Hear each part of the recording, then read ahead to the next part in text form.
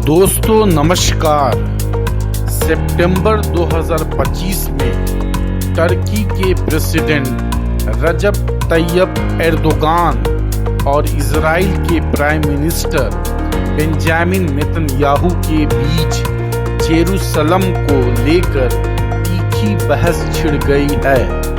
यह विवाद तब शुरू हुआ जब एर्दोगान ने कतर में आयोजित अरब इस्लामिक समिट में इस जेरूसलम को फिलिस्तीन की राजधानी बनाने की मांग दोहराई। नेतन्याहू ने इसके जवाब में 15 सितंबर को जेरूसलम में एक सेरेमनी के दौरान कहा, यह हमारा शहर है मिस्टर एर्दोगान, यह आपका शहर नहीं है, यह हमेशा हमारा शहर रहेगा, इसे दोबारा बांटा नहीं जाएगा। 14 सितंबर 2025 को कतर के दोहा में आयोजित एक्स्ट्रा ऑर्डिनरी अरब इस्लामिक समिट में एर्दोगान ने इजराइल के खिलाफ सख्त रुख अपनाया।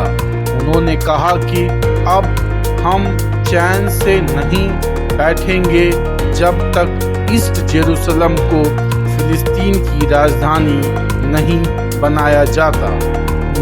नेतन्याहू ने जेरूसलम में US secretary of state Marco Rubio की उपस्थिति में अपना जवाब दिया। उन्होंने 1998 की एक घटना का जिक्र किया जब उन्होंने तत्कालीन टर्किश प्राइम मिनिस्टर मेसट यलमस से हजरत सुलेमान इंस्क्रिप्शन वापस करने को कहा था।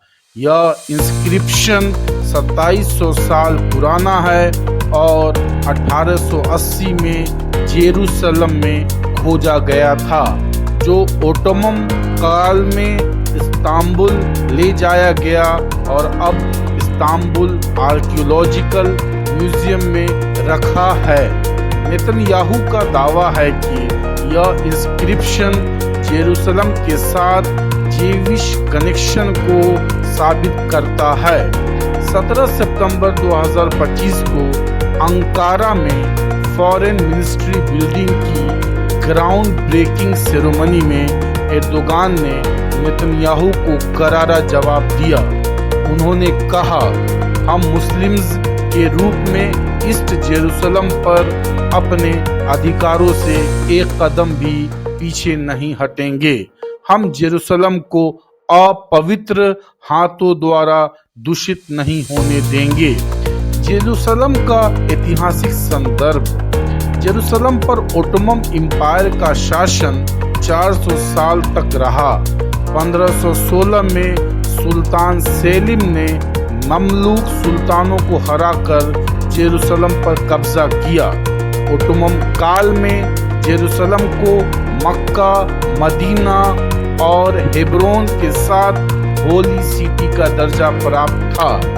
सुल्तान सुलेमान द मैग्निफिसेंट ने जेरूसलम की दीवारों का पुनः निर्माण कराया, जो आज भी मौजूद है। ओटोमन शासकों ने डोम ऑफ रॉक और अल अक्सा मॉस्क के साथ साथ क्रिश्चियन होली साइट्स का भी संरक्षण किया। यरूशलेम का यह इतिहास सिर्फ जमीन का नहीं, बल्कि तीनों मज़ाहब के दिलों और जज्बातों का भी है। इस विवाद ने मध्य पूर्व की राजनीति को और भी गहरा कर दिया है, जहां हर पत्थर और हर दीवार की अपनी एक कहानी है, जो सदियों के जख्मों और आशाओं से भरी हुई है। 1967 के 6 डे वार में इसराइल ने ईस्ट जेरूसलम पर कब्जा किया।